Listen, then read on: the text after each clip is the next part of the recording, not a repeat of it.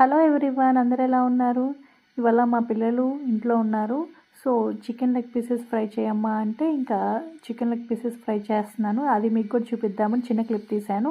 ముందుగా ఈ chicken leg పీసెస్కి ముందు మసాలా ప్రిపేర్ చేసుకోవాలి. పెరుగు, కారం, ఉప్పు, పసుపు, గరం మసాలా, ధనియాల పొడి, చికెన్ మసాలా, పుదీనాకు, కొత్తిమీర, కరివేపాకు అవి చిన్నగా కట్ చేసుకొని వేసుకోవాలి.